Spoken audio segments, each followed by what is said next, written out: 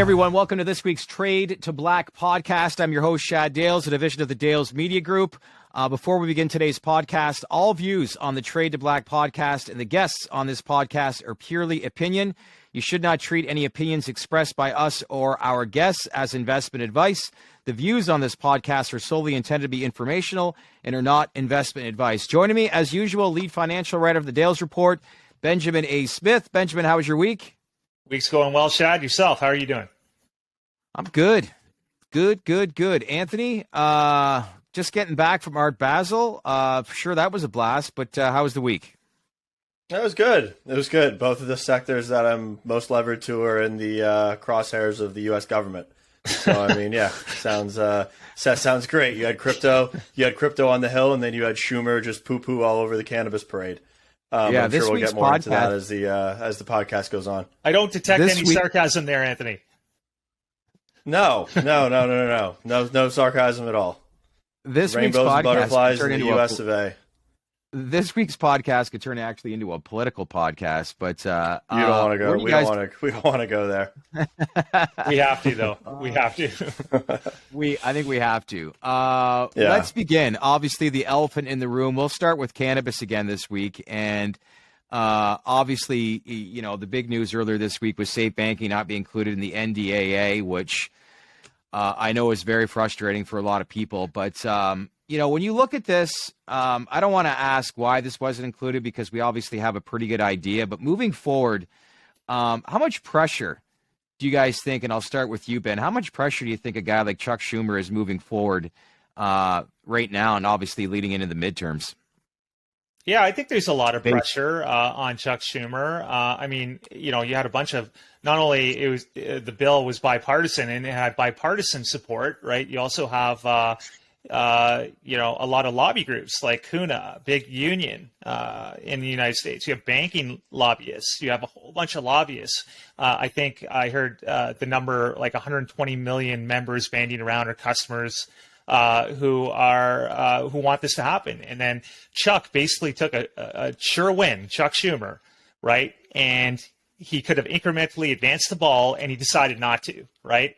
In fact, it was so bad that House senators like Chuck Schumer and Wyden and Cory Booker, they actually battled House Democrats, right, to get the bill canceled from the conference process. So they took Senate Democrats took a sure win from House Democrats who almost unanimously passed the bill in September, right? So you will hardly ever hear that one party battling the party from the Senate to the House to take a sure win out of the hand. So it was, you know, a complete disaster. He's going to have to do something to, you know, mitigate this with his own bill down the line, I think.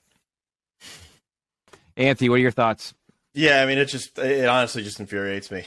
The fact that they had bipartisan support, they're battling within their own party and they can't get shit done.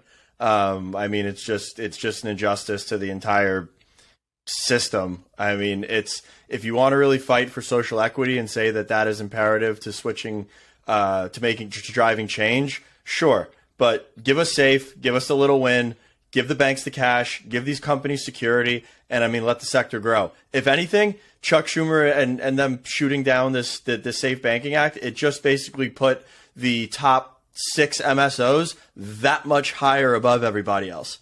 I mean, he's going to catapult the guys that are the guys that are the conglomerates right now. They're going to eat everyone alive because they're the only one with access to capital. They're the only one with access to low interest debt. And I mean, they've already got the footprint. So I mean, sure, go ahead with your social equity reform. But I mean, by the time it even comes to light, there's going to be no market share for any of those applicants or participants to even come in. So I mean, yeah. Very well said. And you know what? It's sort of also infuriating that in some of the post comments after the fact, they're playing this off as they didn't pass it because it's a Wall Street bill. It's only going to help Wall Street. But what about, you know, the independent dispensary who can't get banking loans, right? Who can't build a decent inventory from some of these companies, right? Who can't get off the ground. Yeah. So it's more than just, obviously there's the banking element to it. There's a Wall Street element to it, but it definitely wasn't all about that. And he just shot it down. He took a sure win, you know, from the House Democrats within their own party. You don't see that very often. Yeah, and I mean that whole argument is, that whole argument in itself is bullshit. You think Trulieve cares if they have crop loss? You think True Leaf cares if they lose inventory in some of their dispensaries? No. But the smaller guy that's not good, that is going to be protected by these measures, they're fucked if that happens. If you've got a 20,000 square foot indoor grow and you lose all of your crops and it's not insured, you're done. Like it's just completely counterintuitive and backwards to where we were going. Is there more? Have we learned a lot about this landscape? And I don't want to speculate, but do you think there's more to this story than what we know? I mean, I personally, I think it's. Oh, sorry. Go ahead. No, I was gonna say, don't get me wrong. Like in my past statement that I think that the top 6 MSOs and the conglomerates are just going to get bigger, I've got plenty to gain from that. I mean, don't get me wrong. I would love for that to happen, but I'd also like for the entire sector to win. I mean, it would have been transformational for everybody. Now it's going to be Trulieve, Curaleaf, Verano, AYR. The big boys are going to just eat everyone alive. And like we said on last week's podcast, we got here without SAFE. We're going to keep growing and keep moving forward without SAFE. And when it comes, let's see what the sector looks like when they want to come save the day and put in all this transformational policy and actually let things move forward. You think this is somewhat of a strategy at all with the Democrats? And what I mean by that is push SAFE to the side for now, but then bring it back into the equation leading up to the midterms next fall? What are your thoughts, Ben? Well, I don't, obviously there is some sort of strategy involved, because even during the process, when we were following this closely, we were covering safe banking closely on social media and also on our website. But even during the process, in the week lead up to safe banking, where the decision was being made, Chuck Schumer or a staffer tweeted out twice about his own CAOA Act and was promoting that on Twitter. Yeah. Right here you have the Safe Banking Act, which could have been into conference if it was supported, probably could have gotten into the NDAA. And Chuck Schumer, the Senate Majority Leader, is tweeting about his own bill that it's not even a bill yet. It's a draft legislation that he wants to introduce next year. So you knew the whole thing was political, right? And so, obviously there's an agenda, to answer your question, and whether there's a wider agenda of maybe introducing something in, say, Q2 or Q3 next year and then getting a major win before the midterms, I don't know. I can't go that far. But obviously there's an agenda to get his own particular bill in for whatever reason. Yeah, and I mean, I agree with you, but I mean, looking at the macro in the United States, like if you look at every Democrat-run state right now, New York, crime is through the roof. LA, crime is through the roof. Chicago, crime is through the roof. Some cannabis, safe banking, social equity reform, Hail Mary is not going to save their asses in the midterms. I mean, as it is right now, I mean, you've got Biden at the lowest approval rate ever. The Democrats just keep shooting themselves in the foot. Like, cannabis isn't saving shit. Like, it's not going to shift the paradigm either way. So, I mean, it would have been way better for them to just get it in here, take the win, move the ball downfield, and then figure out how they're going to do everything else. But I mean, I think saving it for the midterms is just it's just stupid. Bill Maher hit it if best. That's really what they're doing. Bill Maher in his interview on CNN a couple weeks ago really hit it. You just cannot believe how disconnected the Democratic Party is with the everyday American, and it's pretty evident with the way things have been going. The everyday American's done with what they're doing. I mean, they want nothing to do with, the principles of really what they're trying to drive. So we don't get into politics too much, but when you look at, not controlling the supply chain with all the ships off Long Beach, California, you look at, when Joe Biden, one of the first things he did was an executive order for the transnational pipeline, right, which would have brought oil down from Canada here. I mean, a lot of policies, if you were to look at it without being partisan, I guess, is not very economic friendly. If you want to go, not at all. The way this is going, we got to get a right-wing political party to sponsor this podcast. Anyways, I could go find some. I could go find a couple in Florida. Good stuff. Speaking of Florida, very quickly, I guess Ron DeSantis is not very amenable to legalizing cannabis down there, I hear. No, he doesn't want rec. He wants to keep it medical. I think that's rhetoric. He's got a big base that he needs. And that's very red. That's very, very red.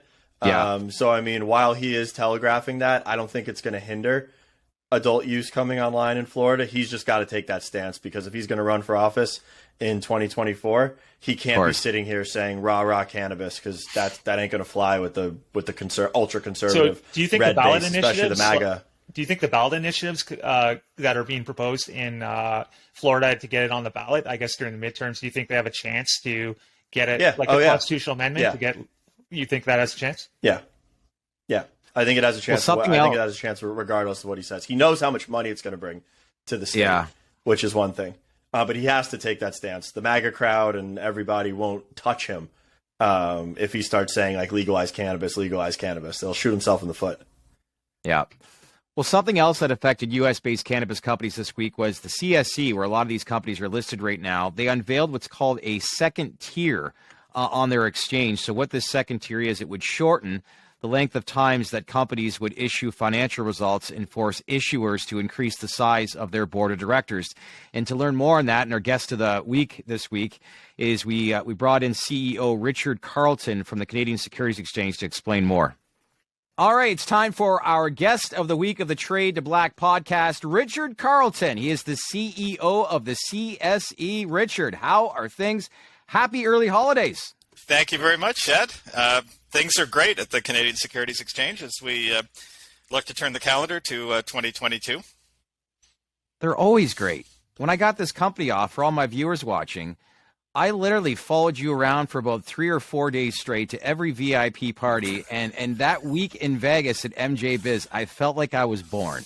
That was good times, to say the least. That was quite a week. There's no doubt about it. And and again, as you say, we made our mark with the cannabis industry, in particular in the United States, and those folks are grateful, and we've cultivated some wonderful relationships over the years with that crew. What'd you think of MJ Biz this past year in October, after COVID, obviously, and everything? Did you get the sense that the event is still just as strong, if not stronger? What was the vibe like for you while you were there? Well, the numbers were down a little bit. But still 27,000 people. And basically the trade show itself filled the entire Las Vegas Convention Center. So just an enormous production, obviously. We had a booth. I did 3 days of booth duty. There was decent traffic, but certainly not the same sort of thing that we saw back in 2018, 2019, of course. And we talked to some interesting folks at the show. But as always, the real action was taking place after hours. That's where the deal making, the introductions, and some of the personal contacts were made in connection with the event. And it was tremendous to be able to get out and see folks on a face-to-face basis and catch up, because you're right, it's literally been 2 years since we've had an opportunity to meet with these folks face-to-face. Okay, let's not be humble. You were rubbing elbows with Megan Fox and Machine Gun Kelly. Like, that's not a bad week, huh, brother? And that's not all. But, good stuff, man. You got it was again. I mean, it's the intersection in the cannabis space in the United States between popular culture and industry and the advocacy and so on is it's amazing. I mean, people are going to write books about this 10, 15, 20 years from now. Yeah. About how this industry was born, the characters that have been the successful entrepreneurs and the advocates and so on. So as I say, it's a privilege to be able to watch this very large industry get born.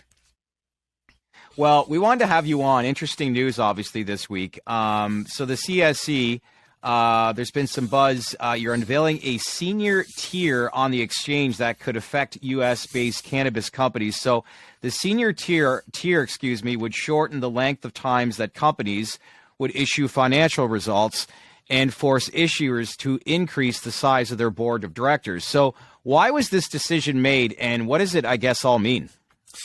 Well, the way companies are regulated in Canada, public companies are regulated, unfortunately depends on what exchange you're listed on. It does not have any reference to the company itself. So if you're listed on the Canadian Securities Exchange or the Venture Exchange, by definition you are and I'm doing air quotes here, venture issuer. And that means that you get relief from a number of the requirements that are imposed on public companies set out in the various provincial securities acts. And so you hit on a few of the points where you can have a smaller board of directors. You can have you have longer to report your quarterly financials and your annual audited statements. Corporate governance practices aren't as prescribed as they are for bigger companies. And in particular, amazingly enough, smaller companies actually have less oversight of their continuous disclosure programs by the market regulator, who is IROC in Canada. The idea, of course, is that you want to impose a lower cost structure on these companies so that they're not deterred from entering the public capital markets and raising necessary growth capital. So the problem is, or the challenge for these companies is that actually deprives them of a number of benefits that larger public companies get by the virtue of being listed on the TSX, for example.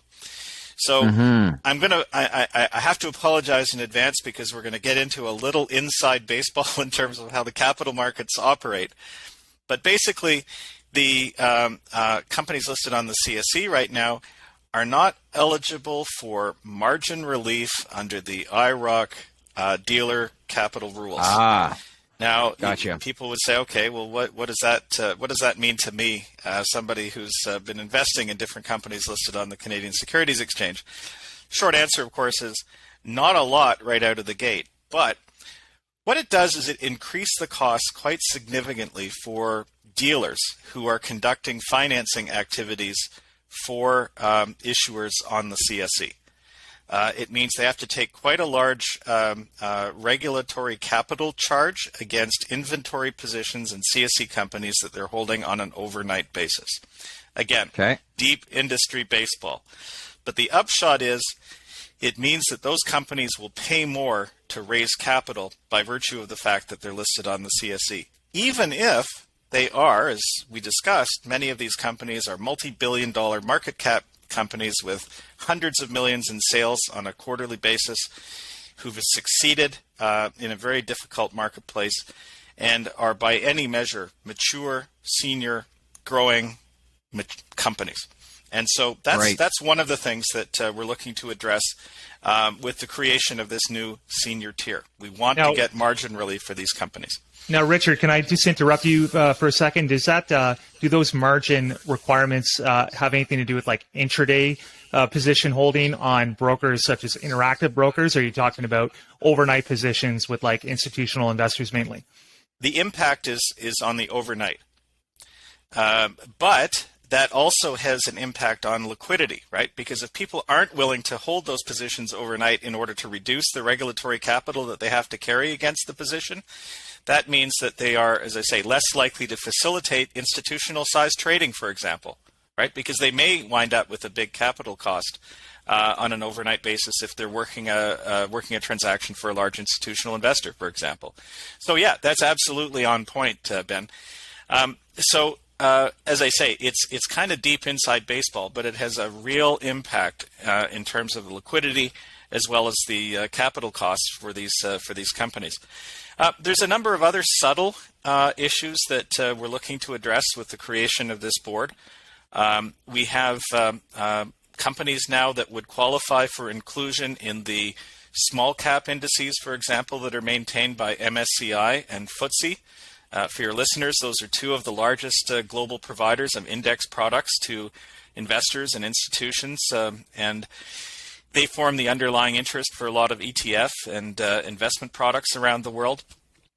So these companies, the Curaleafs, the GTIs, the Trulievs and Crescos and so on, they qualify. They're big enough to be in the U.S. small cap index. But because they're listed on the CSE at present, and because they're considered to be venture issuers under the Canadian rules, the index providers have decided to exclude them. So we're working with the index providers to change their rules to accept companies that have qualified for our senior tier so that then they will be considered for inclusion if they're big enough that they otherwise meet the requirements for these inclusion in these indices so that they would be alongside their peers in, whether it's the United States. We have some Israeli companies that I think are big enough to qualify for the Israel indices and some other, regional indices around the world. So again, we're looking to help these companies get broader exposure to the investor community in these different regions of the world. Ideally, that they would be included in investment products, which look to track these indices. There's more analyst coverage. There's just overall more visibility for these companies, and they've earned it. They are more than big enough. They are, they have succeeded against all odds in an incredibly difficult operating environment. And as I say, this is one of the benefits that they should have earned by now, and we're looking to help them get there. Now, with the more sorry, go ahead, Ben. Oh, sorry. Go ahead. I was just going to ask Richard, with the senior tier, if all this gone through, is all this still in the final workings of going through? So we published for comment. The process is that it goes out for public comment for 60 days from yesterday. So our proposed rules were published on the websites of the Ontario Securities Commission and the BC Securities Commission. And people have from now until early February to provide comments on the draft. And I'm not going to lie, it's a horrible package. It's hundreds of pages long. It's in French and English. It's black-lined, and it's a substantial redraft of the existing rules to create this new tier. There are also a lot of things that we're doing, and I shouldn't ignore, to the requirements to get listed and to remain listed as smaller companies as well. So we were doing a significant amount of work in that space too. It's why it's been a 2-year process with the team here to get this effort completed. So then what happens is, following the comment period, we sit down with the regulators. We determine whether or not there are additional issues have been exposed or new suggestions or different approaches have been proposed, come to an agreement on the final package, which then goes up to those commissions for approval. And I know that they are looking for us to implement those as quickly as we can, because they've been also working on it for a couple of years, and they're eager to see this effort completed. Were there things that you saw that needed to be changed to come up with this idea? Like, where did all this come from? Well, as I say, there's really a couple of motivations, Shad. The first one is we really need to ensure that the bigger companies are getting the benefit of being bigger, successful companies, right? So address this gap that they have vis-a-vis the companies that are listed on other exchanges, right? So we need to address that. And then the other thing is that we've really not had a comprehensive rethink and redo of our rules for the early stage or venture companies in the 20 years that we've been operating. And so the securities regulators have had some questions and issues around certain qualifying criteria. We've developed, obviously, tremendous expertise in identifying particular issues, some of which are intended to streamline processes that may not have worked as well as they should have, and in other cases to really cement our goal, which is to ensure that people are listing real businesses that are raising capital to pursue genuine business investment, and that we're not providing a home for folks who want to list shells or otherwise engage in various tactics that aren't necessarily in the public interest. Now, if this initiative actually, assuming this initiative goes through, will your disclosure requirements actually be higher than your competitor tiers, such as the venture or the neo? And also, would you expect institutional ownership to rise if if the language goes through as you expect? Well, I'll take that in order, Ben. The first question is yes, for the companies on the senior tier. The oversight of the continuous disclosure from those companies will, in fact, increase. And there will be more specific or stricter requirements in terms of acquisitions, capital issuance, and so on from the exchange as the companies do these activities. Now, as I say, this isn't any more or less than might happen on other exchanges, but it is consistent with how senior companies, larger companies are treated in Canada and the United States, right? So we're not pushing the envelope there in any particular direction. The second part of the question, which I've now forgotten. Institutional ownership, Richard. Institutional ownership is another one of those bumps in the road that we continue to work upon and address over time. There's a variety of challenges there, Ben. Some of them are related to the investment mandates of the particular institution. Sometimes they have it set out in terms of, hey, we can't buy stocks that are listed on a certain exchange, or certain stocks which have a market capitalization profile, so on and so forth. So we're constantly working with the institutional investment community to identify where those challenges lie and to convince them that whether it's through this measure or some others, that in fact CSE companies should be considered for inclusion in their investment portfolios alongside companies that are listed on some of our competitor exchanges. Yeah. So it's a long, slow build. Yeah, I can only imagine.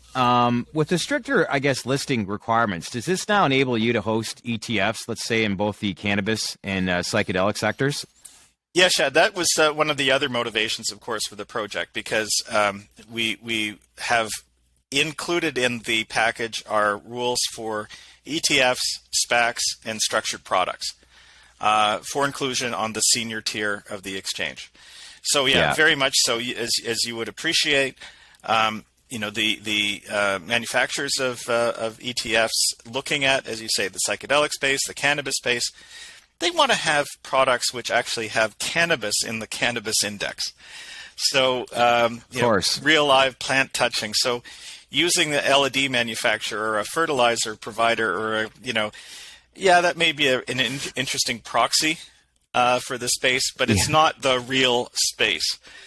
And so, as I always say it, there probably should be some weed in the weed ETF, right? So we're going to provide people with the opportunity to actually get, genuine weed in a weed ETF. So yeah, we're very excited at the opportunity to work with the ETF manufacturers on creating those products. Yes. I love how you eloquently just described that. That's perfect. Anyway. Listen, if I don't see you again, I know I'll probably see you in Vegas again next year, but happy holidays to you and the fam, and obviously everybody over at the CSE team. Tell Barrington and James and everybody I say hi, but we appreciate you coming in, our guest of the week this week, and giving us a full update. Thank you very much, Chad and Ben, and certainly the same to you and your families. We've done some good work together over the years, and we certainly look forward to an extremely exciting 2022. Things are very robust, certainly in terms of our listing pipeline, corporate finance, and obviously trading activity. And, our visibility into that pipeline, which is pretty good, suggests that things are going to continue to be very robust well into 2022. That's exciting. All right, good stuff. We'll catch you later. Thanks, Richard. Thanks, gents. All right, let's shift gears now to the crypto space, and we begin on this, political trend of today's podcast. There was a Senate hearing with many feeling it was a sham. Republicans were surprisingly in favor of looser regulations, while our good friends, the Dems, were more focused on volatility of assets due to, quote, protect the consumer. So, again, I don't want to turn this into a political podcast, but is this yet another example as to how much the Democratic Party is a complete disconnect with what's going on? Yeah, I mean, it was shocking. I was floored when Republican senators were actually talking about stifling innovation and that we need to have looser regulations around crypto to keep it onshore versus going offshore to Europe, Europe, Asia, and abroad. I was like rooting at the TV. I was like, just keep on pumping this message, because I mean, it's what I've been saying for a while. It's what a lot of people have been saying for a while. I mean, when you look at China and when you look at the emerging economies that have a leg up on us on AI, if we really want to compete going into the digital world, I mean, we need to own crypto. We need to own blockchain. We need to drive innovation there and create what Silicon Valley was for Web 2. We need to create that bastion of growth and innovation for Web 3. And it damn well can happen in the United States. Do you think we will own crypto? I think if you look at what's happening in New York, if you look what's happening in Miami, if you look what's happening just in the major metropolitan hubs around the states, I mean, people are on notice. people want to grab their market share, and I mean people want to leverage crypto and blockchain to drive innovation in their states. And I mean it's open season. I mean, if you really want to own the sector, there's money being poured left, right, and center into it. I'm hearing like a different $500 million, $3 billion fund that's being raised every day now. And in Miami, the capital's flowing. They're all coming down here from a human capital perspective to a fund perspective.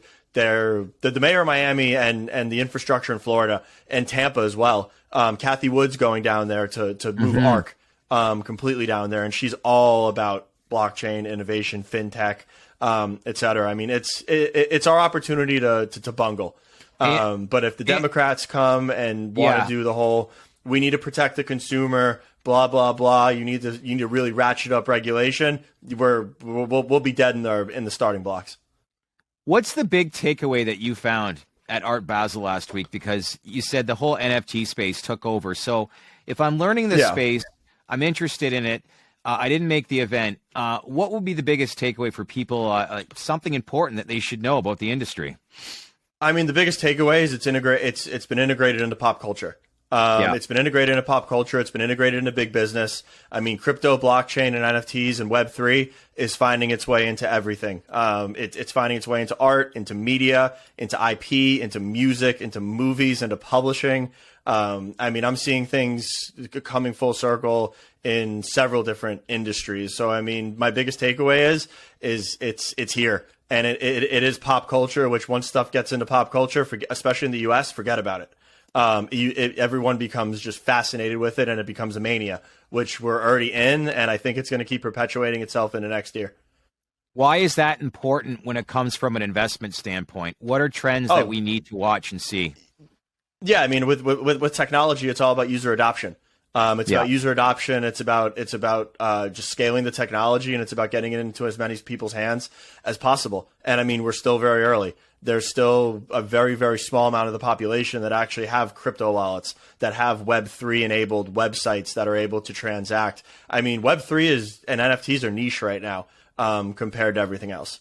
And once you start to get that mainstream message out there, and once you start to see like Universal Music, MasterCard just spun up an incubator for blockchain and crypto companies. I'm sure American Express and Visa will follow. Square just completely rebranded the company to Block to focus on blockchain and crypto. So what exactly is that? How does it work? When you talk about MasterCard, what exactly is what? MasterCard basically just started a venture fund and an incubator to bring blockchain and crypto companies in-house to be leveraging their resources to scale, build, and create real-world use cases around their technologies. And I mean, a company like MasterCard has billions and billions of dollars in resources, as well as some of the smartest people, access to some of the smartest people in these respective industries. So, I mean, if you start seeing, like, I'm sure Google has an incubator somewhere in the building for blockchain. You could bet Apple's probably looking at it. Cisco, Oracle, all the big tech guys that drove the revolution for Web 2, they're going to be looking at Web 3, and I mean, they need exposure to it. So, I mean, it's right now, I think it's inevitable. I don't think crypto's going anywhere, just like I think cannabis isn't going anywhere. Like, the train's left the station. It's in enough people's hands to where it's not moving back. It's just a function of how far or how involved do we want to be to push it forward. Well, I don't think people are too concerned with it going away anywhere. It's just what to anticipate next. I think that's where we're at. I mean, it's this. This is what you can anticipate next. When everything in your phone is generated and working through Web 3 versus Web 2, that's when you're going to really see adoption. Because right now, MetaMask, Coinbase, like all of the main Web 3 components, they suck on mobile. It's all web-based. Everything that I do, crypto trading, buying NFTs, you can't even buy an NFT on OpenSea through your mobile phone. They're that limited right now. Once that becomes streamlined, which companies like Square, companies like MasterCard, these fintech and these tech companies will be able to help these companies streamline and further their technologies. Once they master mobile, forget about it. Now, speaking of Web3, Anthony, something that caught my attention, I know it happened almost about 2 weeks ago now, but it caught my attention this week, and that is that Axie Infinity sold virtual land for about $2.3 million on the metaverse. And, you know, that just struck me as, a pretty big price to pay. I'm sure, obviously, there's going to be much bigger down the road, but What do you make of that? And are you going to see like $100 million land investment at some point in the metaverse? I mean, just like in the physical world, I mean, the land in the metaverse and the land in these platforms is finite. I mean, it's a simple function of supply and demand. A piece of beachfront property in Miami was $500,000 25 years ago. It's now $10 million today. I mean, I think that's going to happen in the metaverse. People are gobbling up land. I know guys, to be honest, most of the guys that I know that are traditional institutional investors, like they're wealth managers, they're fund managers, they're private equity guys, the only thing they're asking me about is how do I buy land in the metaverse? They're like, how do I get exposure to Decentraland, to the sandbox? Why? Because it's a finite resource that's physical. I mean, think about this eventually. So Decentraland and the sandbox have these metaverse platforms. There are already what we'll call anchor tenants in there. So you've got Binance, you've got Snoop Dogg, you've got Atari, you've got these big box retailers that have these uber valuable plots of land, and you have people that are going in and buying plots around them in close proximity. Maybe I don't want to do something on a go-forward basis, but maybe somebody's going to want to come in and lease my land, and then I'll be able to generate royalties off of it, and I'll be able to generate rent off of it moving forward. I mean, this isn't going to happen next year, but I mean, they're not making any more of this land, and buying it now is like buying land in California during the gold rush when it was going on, or buying land in the oil fields. Okay, one question though. Isn't the metaverse, like Facebook is obviously at the forefront of this, but aren't there going to be other companies No, they're not. also making the metaverse? Or maybe they're not, but Facebook's not at the Facebook, yeah. So is there only like one metaverse? There's no like different corporate versions of the metaverse where they're, No, there are. Their own. Yep. I mean, there's actually a big debate about this, and I mean, I tend to agree with this point of view for the metaverse. I'm not a big metaverse land buyer. I don't have a big portion of my investments allocated towards it, but I mean, I think truly the metaverse is going to be when we all value our digital identity more than we value our physical identity. Right. It's not going to be like, because like Decentraland, the sandbox, like I think of all the metaverses as like games. It's going to be like if you want to go play Call of Duty, it's if you want to go play like World of Warcraft. Like World of Warcraft is a metaverse, like at its core. Like and that's how I have people my are character. Going... Yeah, like and that's how people are going to socialize. Yeah, I mean, World of Warcraft at its core is a metaverse. There's economies, there's professions, there's a currency. Everybody has their own avatar. Everyone does their own things. You can travel to different lands. I mean, that's what the metaverse is going to be, essentially. If you want to really distill it down to what it is, each of these metaverse platforms are games that you're going to be able to actually derive real-world value out of. It just happens to be a land grab. Like, if I could have bought land in World of Warcraft, I would have. Like, 100%. But unfortunately, in Web 2 and the way that we've traditionally treated games as well as publishing, the publisher owns the entire ecosystem. Right. In Decentraland and in the sandbox, you can own plots of land in these games and the rights go back to the users versus them owning everything. Well, my daughter's getting me hooked up to speed when it comes to Roblox. I'm getting a better understanding of how this is all unfolding. And it's just I'm fully convinced that the generation that's growing up on Roblox is going to run the world. Yeah, me too. In 10 to 20 years. They're going to be the ones that understand how these economies work. They're going to understand how these applications are built and work. And they're going to be the ones that are developing all of this stuff. I would have my kids playing Roblox in a heartbeat.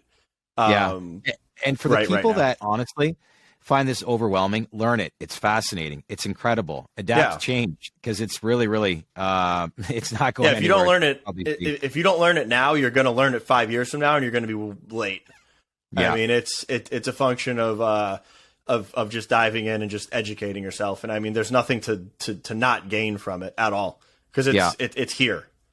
Okay, listen, I mean, when plots of land are selling for $3 or $4 million, that's when people start to take notice. It's a great podcast this week. Before we go, as we're getting close to holiday season, I do think we should probably, we're looking at some of these verticals that are struggling right now, psychedelics being one, but I am thinking this could be a good time to get back in the next couple of weeks. Do you guys have any picks that you want to maybe share? We'll start with you, Ben, but what's your take, obviously, on the psychedelic space, and is there anything that maybe will grab your interest in the next week or two?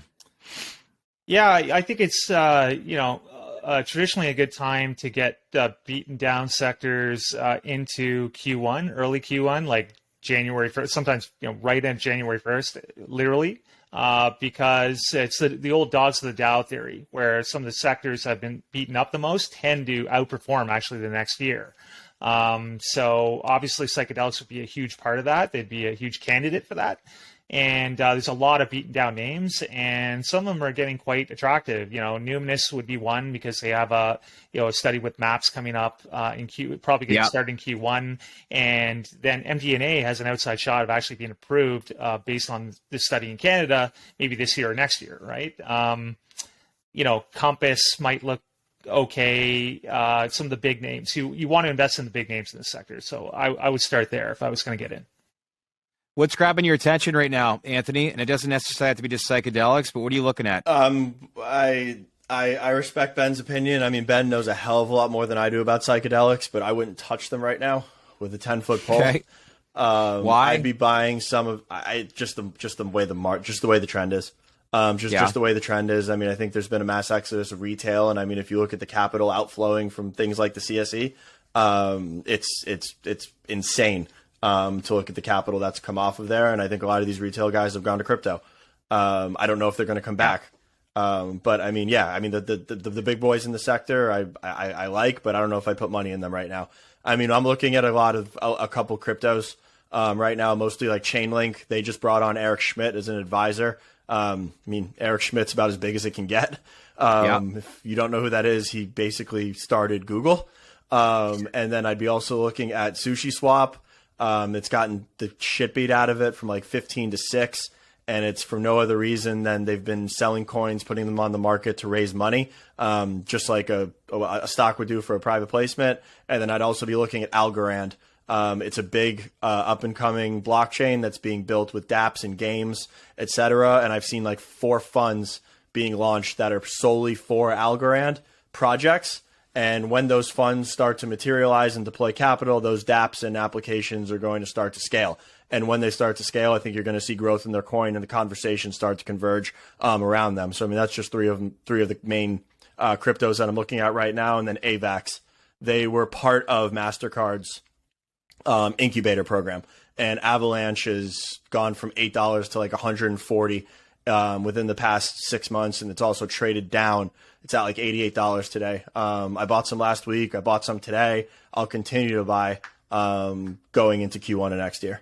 Good stuff. This is great. All right, 3 big football games this week. Monday nighter, Rams, Cardinals. Sunday afternoon, we got the Bucks and Bills. And then we also have the Cowboys, Redskins, as the Redskins are looking to fight for the top spot in the NFC East. So Cowboys, Redskins, who you guys got? I would take the Redskins.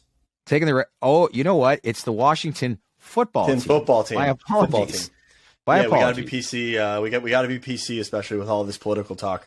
That's right. So we got Washington, and then Ben, who you got? Washington or Dallas? On the line, I don't have anybody this week. I think it's a very hard week. I don't even think I'll have anything in the newsletter, even though we're 8-5 on the line this year. Ben, you got it, brother. You got to pick somebody. I got it, but is it in Washington?